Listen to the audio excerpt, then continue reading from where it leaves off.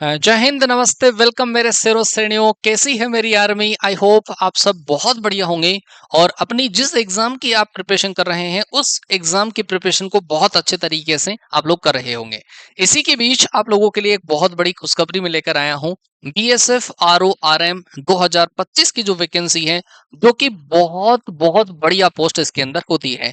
तो इसके बारे में कंप्लीट डिटेल, क्या एजुकेशनल क्वालिफिकेशन होगा, कौन सा बच्चा फॉर्म भर सकता है, कौन सा बच्चा फॉर्म नहीं भर सकता, क्या आपका एग्जामिनेशन फीस रहेगा और क्या-क्या प्रोसीजर होता है, सिलेक्शन का क्राइटेरिया क्या-क्या होता है, उन सब के लिए आप लोगों को ये वाला वीडियो देख लेना है। डिटेल से ये वाला वीडियो है और एक-एक चीज को बारीकी से मैं क्लियर करता हुआ चलूंगा तो आपका कोई डाउट नहीं रहेगा। फिर भी अगर कोई डाउट आपका रह जाता है तो इस सेशन के नीचे, इस वीडियो के नीचे आप एक छोटा सा कमेंट अपना पिन कर सकते हैं, जिससे कि आपको मैं रिप्लाई कर सकूं उस आपके क्वेश्चंस का, आपके डाउट का। तो स्टार्ट करते हैं। सबसे पहले जो बच्चों का डाउट होता है कि सर बीएसएफ आरओ आरएम की जो वैकेंसी है क्या वो अग्निवीर के तहत आती है?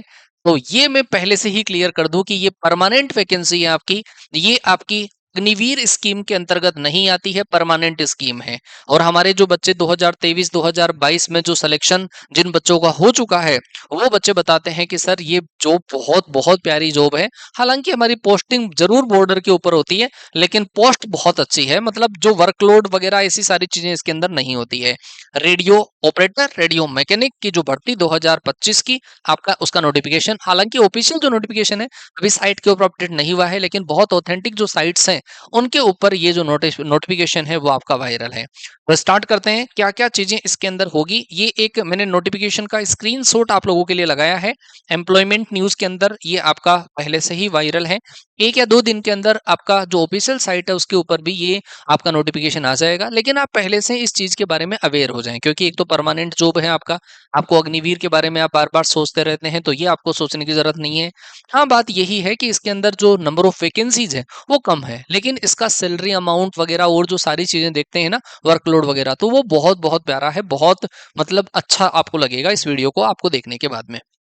तो ये आपका नोटिफिकेशन है। सैलरी यहाँ पर आपको पे स्केल जो है वो 25,500 से 81,100 के बीच में है। अभी जैसे 2022 में हमारे से एक पढ़कर एक बच्चा सेलेक्ट हुआ था, तो अभी उसका आज जब उसने मतलब सुबह मेरे को एक सैलरी अपने पे जो स्लिप है वो भेजी, सैलरी स्लिप, तो उसकी जो सैलरी है वो 67,000 उसके अकाउंट में क्रेडिट हुई। आप सोचो 3 साल बाद के अंदर 67,000 सैलरी आ रही है, कुछ मतलब काट काट पीट होने के बाद में।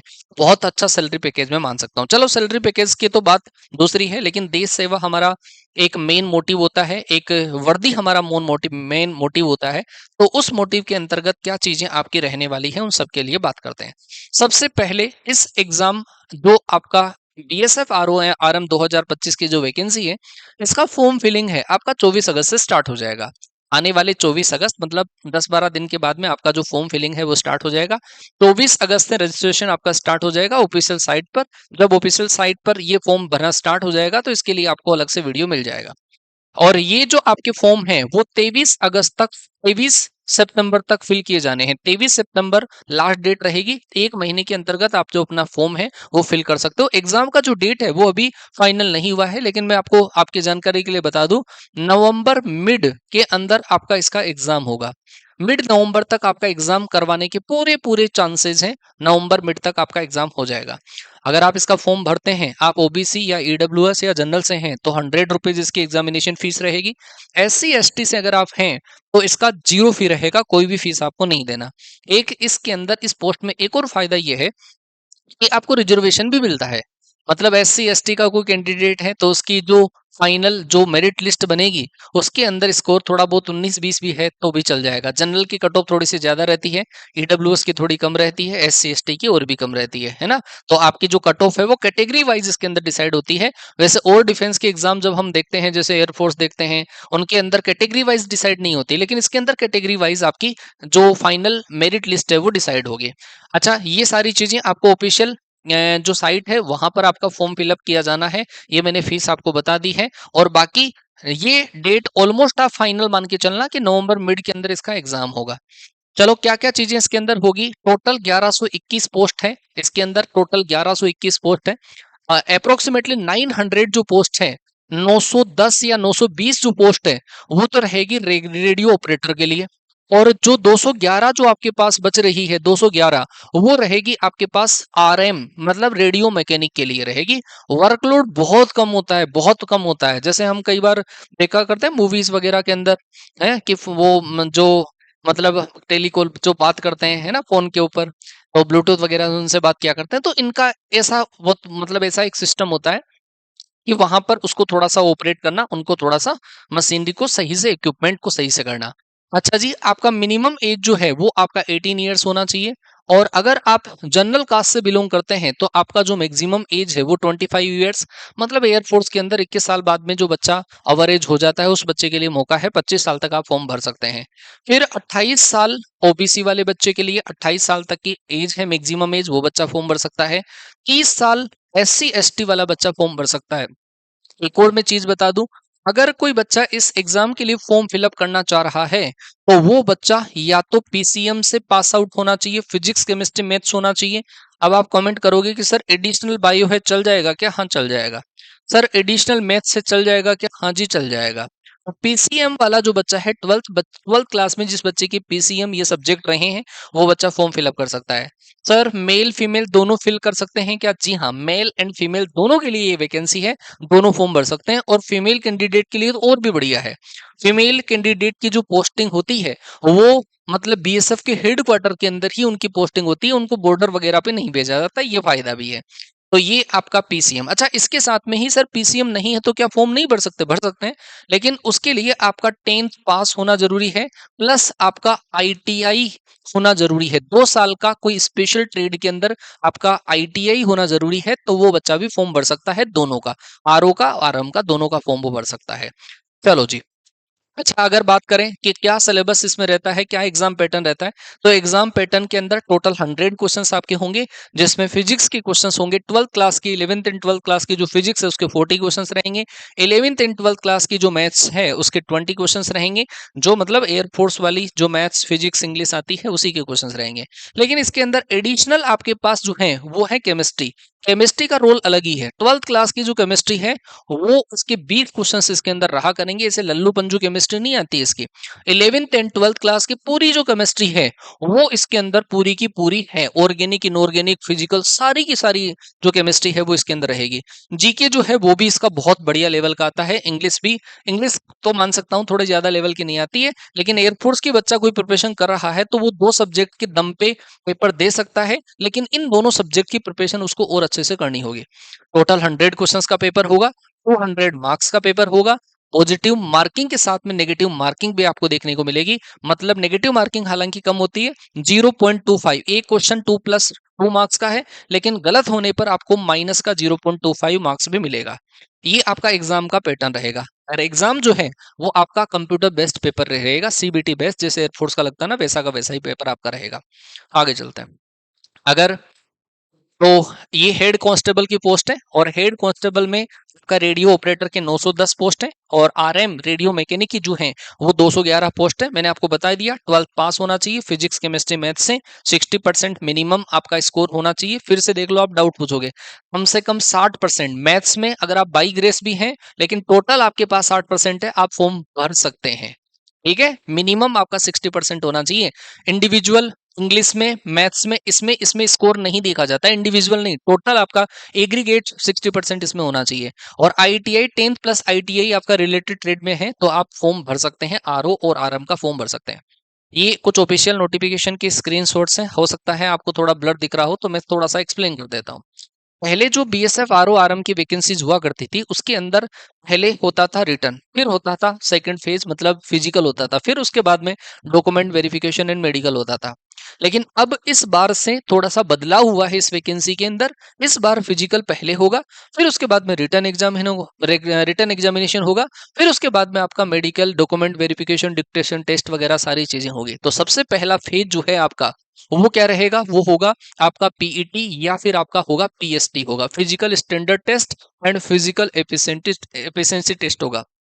मैं बताऊंगा आपका इसके अंदर क्या क्या होगा। दूसरा जो आपका टेस्ट होगा वो कंप्यूटर बेस्ड पेपर होगा, सीबीटी टेस्ट होगा। और तीसरा जो आपका पेपर होगा इसके अंदर वो होगा डॉक्यूमेंट वेरिफिकेशन, साथ में ही डिक्टेशन टेस्ट, ये भी मोस्ट इंपॉर्टेंट है। पैराग्राफ रीडिंग, ये भी मैं आपको बताऊंगा कि इसके अंदर क्या क्या होता है। ये आपका थर्ड फेज के अंदर होगा। तो 3 फेज में एग्जाम होता है। हालांकि एग्जाम जैसे नवंबर में एग्जाम है, उसके बाद में इसका जो प्रोसीजर वो बहुत फास्ट हो जाता है।